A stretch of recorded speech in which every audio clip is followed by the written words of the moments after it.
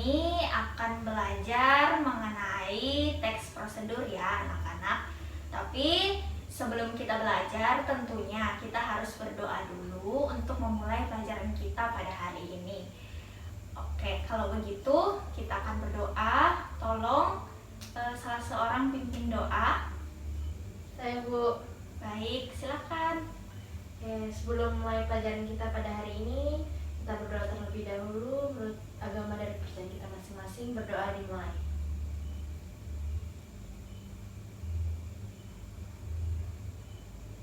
Selesai.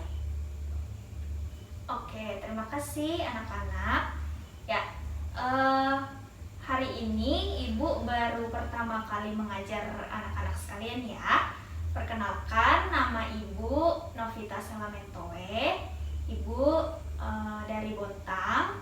Kemudian Ibu pada hari ini kebetulan baru pertama kali mengajar di sekolah ini. Salam kenal buat anak-anak semua. Semoga kedepannya kita bisa saling mengenal dengan baik ya dan belajar dengan baik. Kalau begitu, Ibu juga ingin mengenal anak-anak dan Ibu pengen anak-anak saling perkenalkan diri ya. Dimulai dari kanan Ibu, silakan. Perkenalkan namanya, kemudian asalnya, dan mungkin tempat tanggal lahirnya juga boleh. Ya, silakan. Nama saya Septria Samentoe, asal saya dari Bontang, tanggal lahir saya tanggal 19 bulan 9. Oke, terima kasih Tria.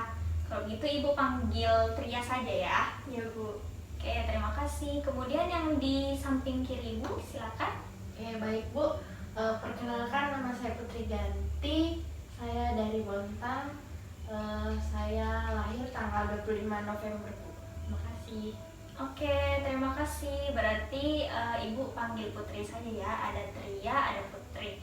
Oke, terima kasih anak-anak sudah perkenalan hari ini. Ibu juga sudah perkenalan. Kiranya kedepannya kita bisa saling belajar dengan baik ya. Oke, untuk memulai pembelajaran kita pada hari ini, mari kita buka buku Bahasa Indonesia. Silakan dari kalian buka bukunya, buku paketnya. Silakan buka di halaman 82 ya. Oke, ya mungkin di situ anak-anak sudah bisa lihat ya. Di situ ada tulisan pengantar. Nah, di situ ada beberapa bacaan. Saya minta salah seorang untuk membacakan pengantar tersebut dengan nyaring ya. Bu. Ya, silakan Putri. Bayangkan 20 tahun lagi, apakah generasi Indonesia masih dapat membatik dan masak rendang? Dari generasi ke generasi, warisan leluhur berupa budaya bangsa diajarkan turun-temurun melalui petunjuk lisan maupun tertulis. Meski tidak sempat mengamati semua produk budaya dan cara membuatnya tetap dapat dituangkan dalam bentuk teks prosedur. Produk-produk kreasi dan karyamu akan bisa ditularkan dan disebarkan dengan cara menuliskan cara membuat atau melakukannya. Dalam kehidupan sehari-hari, kita sering menggunakan teks petunjuk, panduan, atau instruksi. Teks jenis ini membantu kita memahami hal yang belum kita ketahui. Jika membuat teks semacam itu, kita membantu orang lain memahami hal yang belum mereka ketahui. Di mana kita sering menjumpai teks prosedur, mari kita telusuri bersama dalam bab ini. Oke, terima kasih Nak Putri. Jadi dari pengantar yang sudah kita baca, ada beberapa hal yang bisa kita dapatkan ya mengenai teks prosedur. Jadi sebenarnya sejak lama teks prosedur ini sudah kita gunakan ya, mulai dari generasi ke generasi, seperti warisan leluhur berupa budaya bangsa yang diajarkan turun-temurun melalui petunjuk lisan maupun tertulis. Jadi petunjuk lisan ini seperti dari mulut ke mulut gitu ya anak-anak. Kemudian kalau yang tertulis itu bisa berupa ditulis maupun hasil lisan yang ditulis oleh masing-masing orang. Seperti itu. Kemudian di sini tadi ada beberapa yang memerlukan teks prosedur gitu ya, ada cara membatik dan sebagainya. Jadi prosedur ini menunjukkan kepada kita cara-cara melakukan atau membuat sesuatu seperti itu. Ya, terima kasih. Kemudian kita akan masuk ya ke pengertian teks prosedur. Jadi sebelum kita melangkah ke bagian-bagian yang ada di teks prosedur ini, kita akan belajar dulu mengenai pengertian teks prosedur. Nah, kira-kira ada yang tahu nggak pengertian teks prosedur apa? Dari Tria atau dari Putri, kira-kira ada yang tahu pengertian teks prosedur? Oke, silakan Tria. Teks prosedur adalah teks lisan yang berisi instruksi kepada pembaca atau pendengar untuk membuat dan melakukan sesuatu. Oke. Kita tulis dulu ya di sini untuk teks prosedur.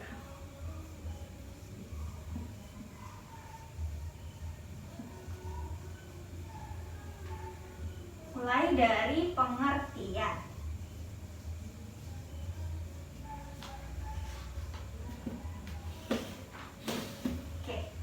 Boleh dibacakan ulang, Nak Tria?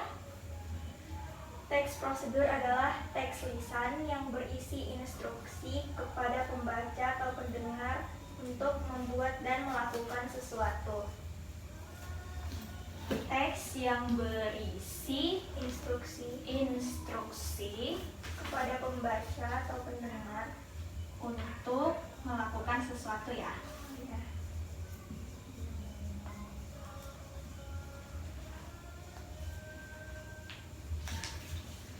Oke, kita berikan applause dulu kepada Tria yang berani menjawab.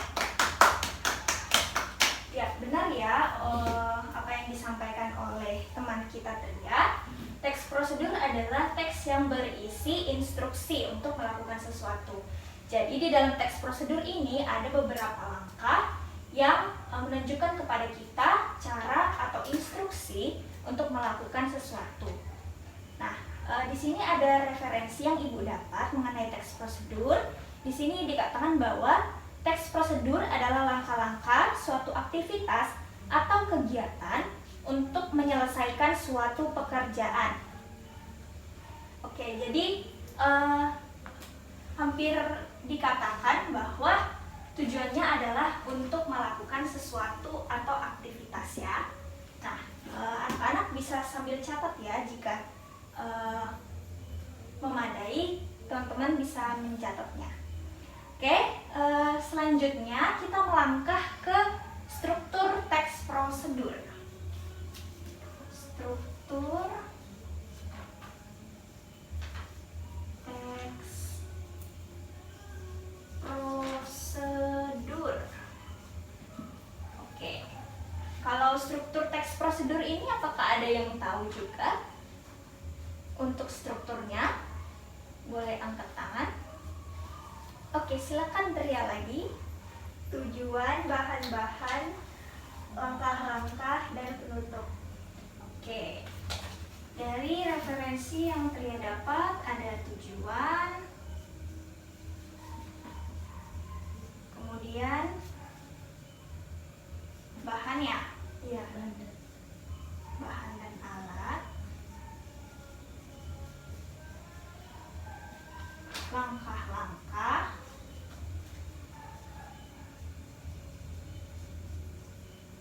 serta penutup.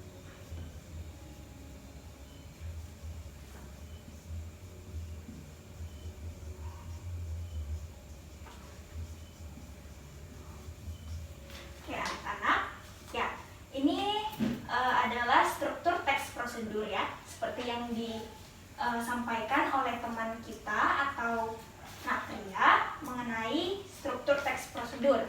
Ada tujuan, ada bahan dan alat, ada langkah-langkah, kemudian yang terakhir ada penutup atau penegasan ulang. Nah, jadi strukturnya ada 4 ya. Yang pertama ada tujuan. Tujuan ini biasanya biasanya memberikan penjelasan terkait tujuan dalam penyusunan teks prosedur. Hal ini juga menginformasikan hasil akhir yang akan dicapai. Jadi, tujuan ini berisi tujuan kita membuat prosedur tersebut. Ya, jadi misalnya teman-teman, kalau teman-teman, saya panggil teman-teman aja ya. Oke. Jadi kalau misalnya teman-teman ingin membuat sesuatu gitu ya, pertama-tama yang harus kita susun adalah tujuannya, biar kita mengetahui alasan kita membuat hal itu dan nantinya itu adalah tujuan yang akan kita capai dari pembuatan prosedur tersebut. Oke, kemudian yang kedua ada bahan dan alat. Ya, bahan dan alat ini berisi daftar atau list bahan dan alat yang digunakan. Oke, jadi di teks prosedur itu akan dijelaskan mengenai bahan dan alat. Bisa berupa kalimat dan bisa juga berisi daftar atau list bahan dan alat ya. Nah, jadi misalnya nih teman-teman ingin membuat makrame misalnya ya.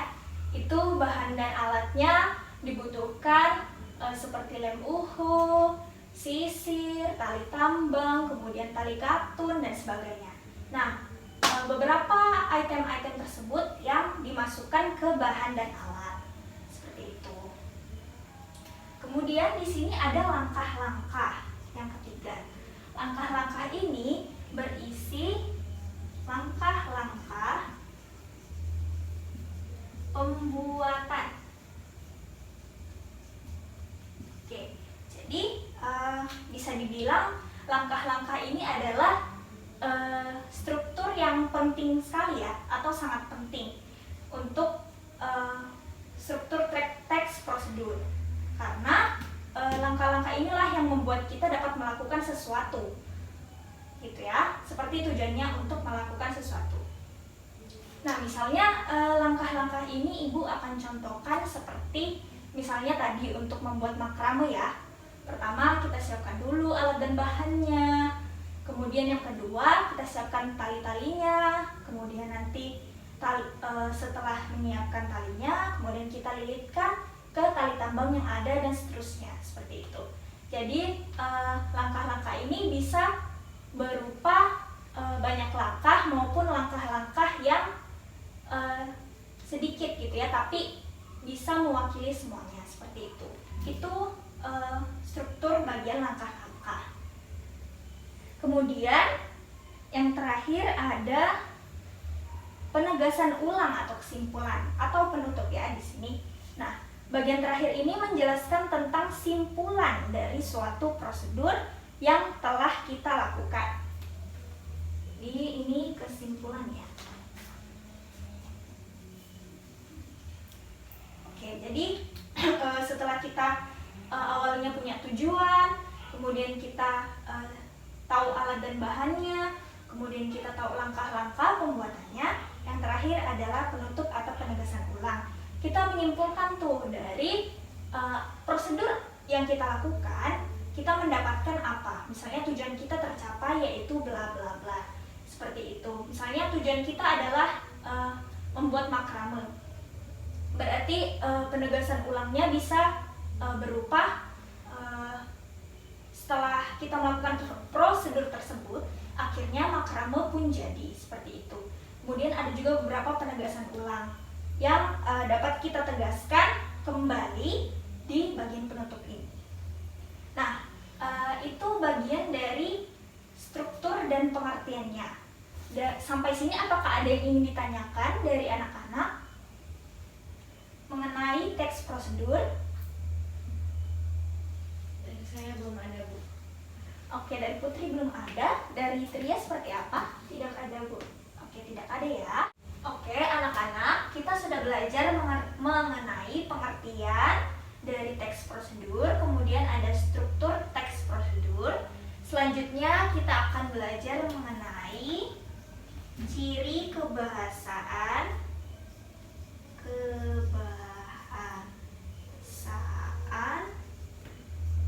teks prosedur. Oke, teks prosedur. Nah, dari teman-teman, apakah ada yang sudah membaca mengenai ciri kebahasaan teks prosedur ini dan ingin menjawab kira-kira apa nih ciri kebahasaan teks prosedur? Apa saja?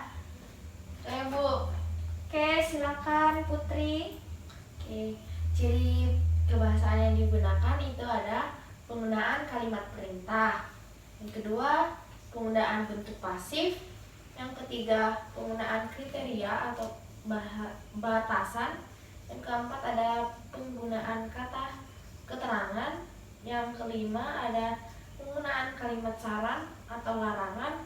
Yang keenam ada penggunaan kalimat penghubung, pelesapan, dan acuan.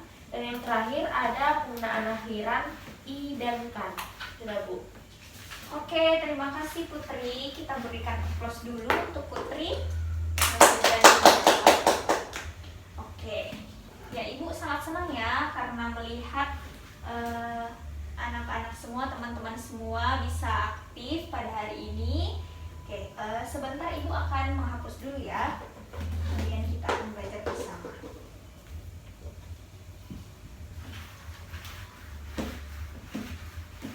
Oke. Kita akan bahas satu-satu ya ciri kebahasaannya. Ciri kebahasaan teks prosedur. Oke. Yang pertama tadi adalah penggunaan kalimat perintah. Kalimat perintah. Nah, kalimat perintah ini contohnya seperti posisikanlah tubuh sejajar dengan monitor. Jadi kalimat perintah ini adalah kalimat yang menunjukkan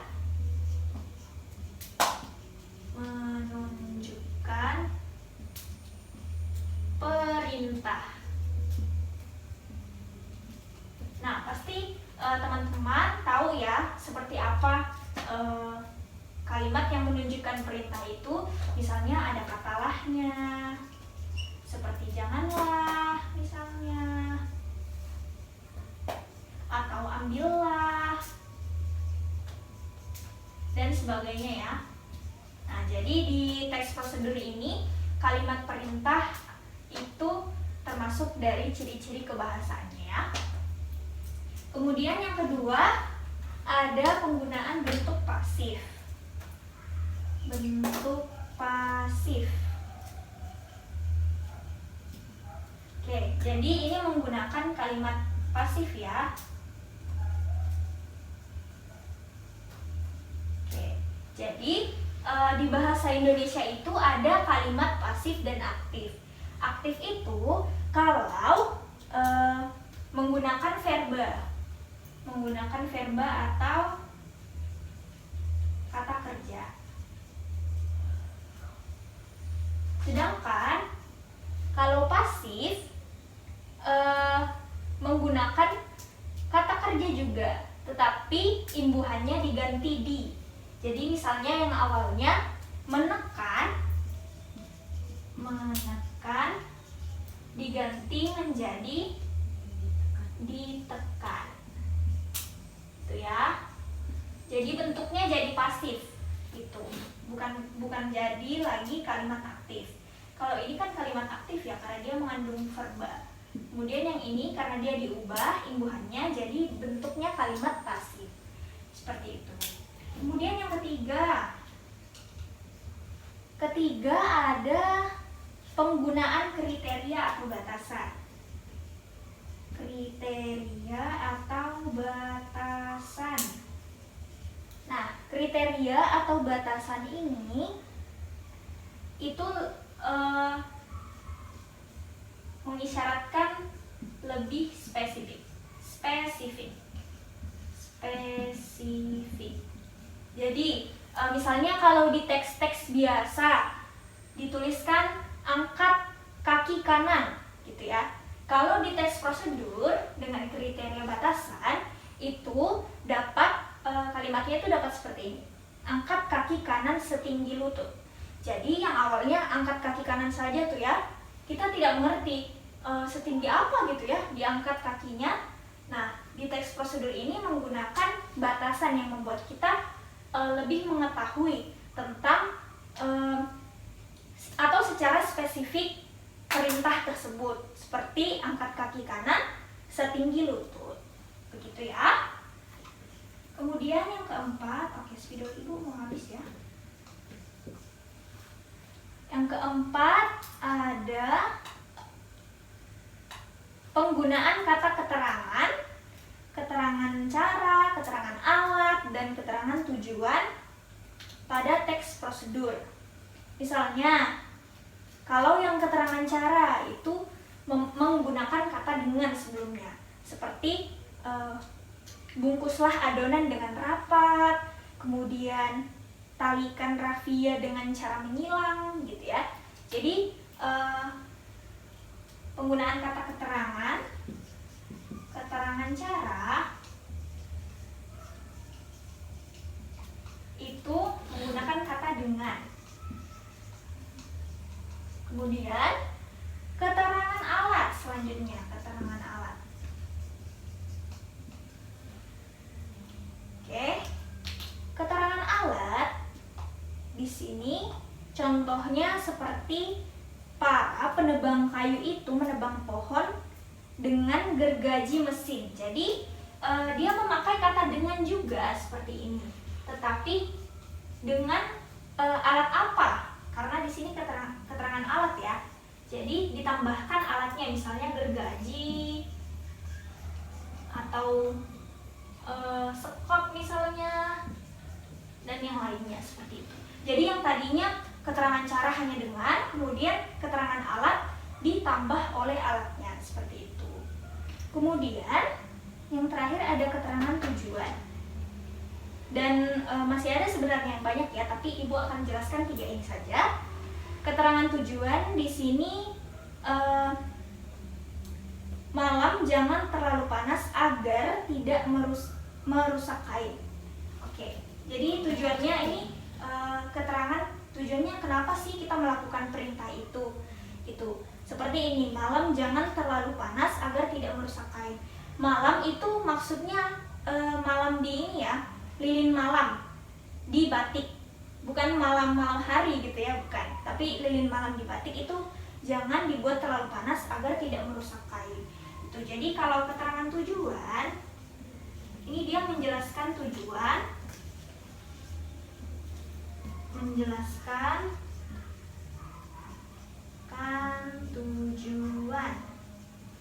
menjelaskan tujuan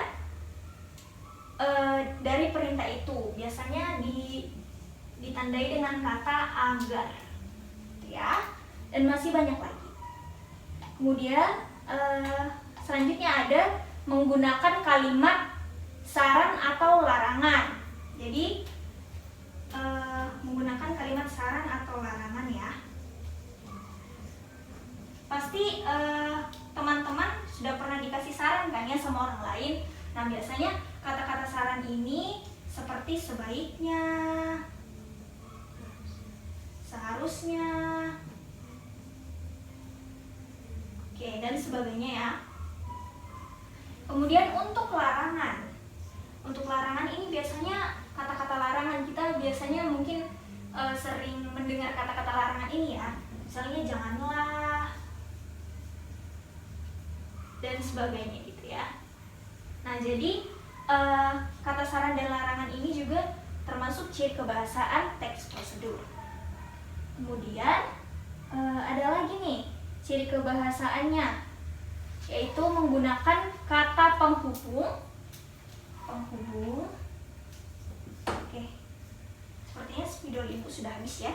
Ibu akan menjelaskan saja secara lisan dan teman-teman bisa mencatatnya. Oke, di sini menggunakan kata penghubung, pelepasan, dan kata acuan. Nah, di teks prosedur itu menggunakan kata penghubung, misalnya seperti dan, kemudian lalu, atau kemudian, itu juga digunakan di teks prosedur. Tetapi yang perlu kita perhatikan bahwa jika kalimat itu adalah kalimat majemuk rapakan, kata yang digunakan adalah kata jenis pelesapan ya teman-teman. Jadi kata penghubung itu lebih ke intra kalimat atau di dalam kalimat tunggal, sedangkan kata pelesapan itu di kalimat majemuk. Kemudian ada juga kata acuan. Kata acuan ini adalah kata yang mengacu kepada sesuatu. Misalnya ini atau itu, seperti itu untuk kata acuan. Nah, selanjutnya yang terakhir mengenai ciri kebahasaan dari teks prosedur adalah penggunaan akhiran i dan akhiran kan pada teks prosedur. Jadi di teks prosedur ini biasanya menggunakan akhiran i seperti lumuri, itu kan terakhirnya iya, padahal kata dasarnya lumur gitu.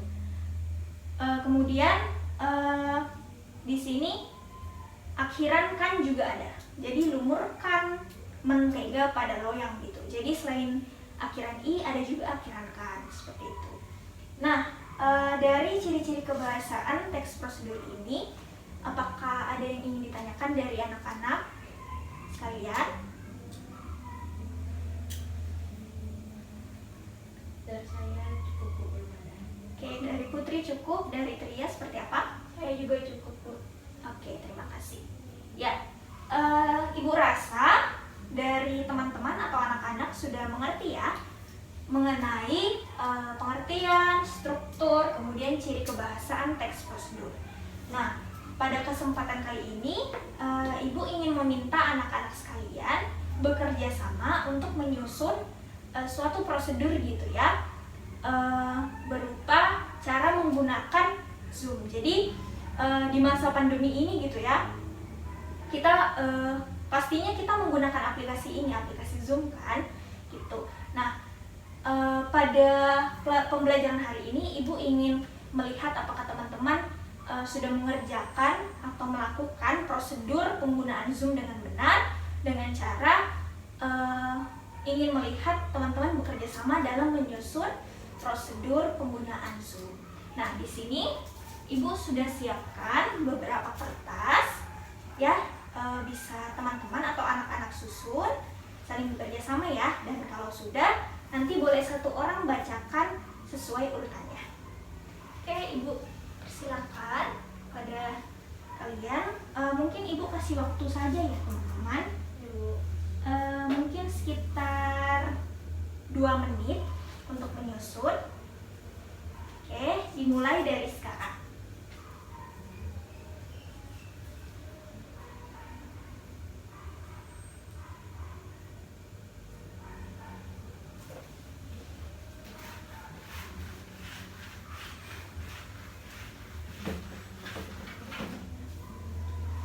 Sudah, Bu.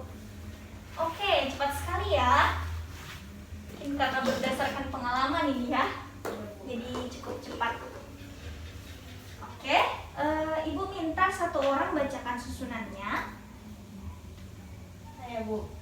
Ya, silakan dari Putri. Oke, susunan untuk mengikuti atau menggunakan Zoom Meeting.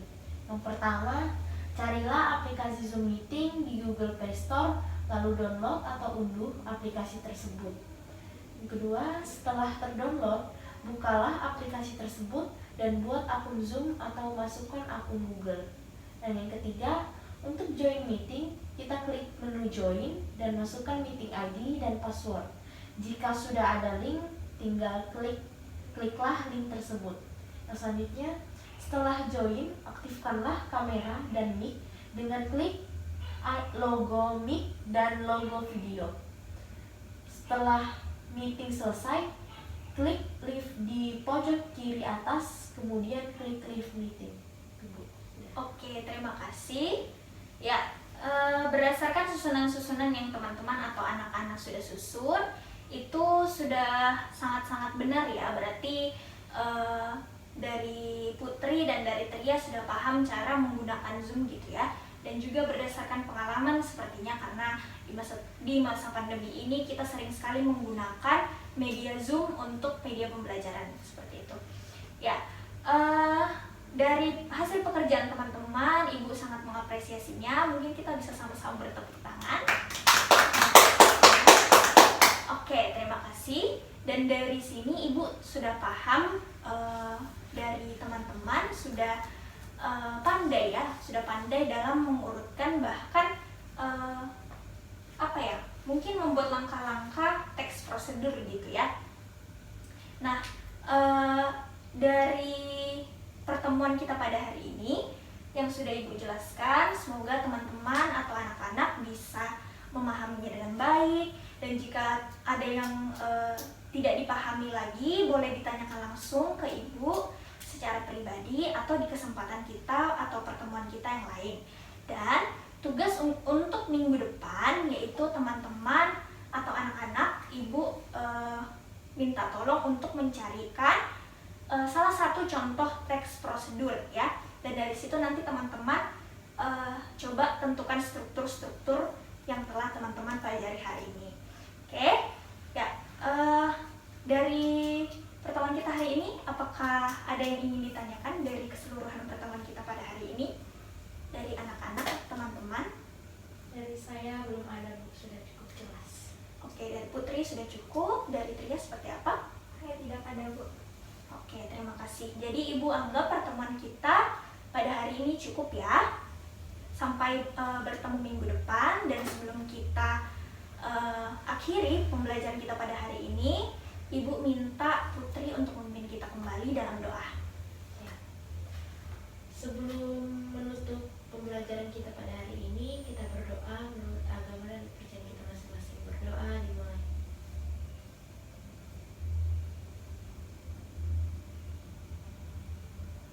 Selesai. Oke, terima kasih Nak Putri, terima kasih juga untuk Nak Tria. Kita ketemu lagi minggu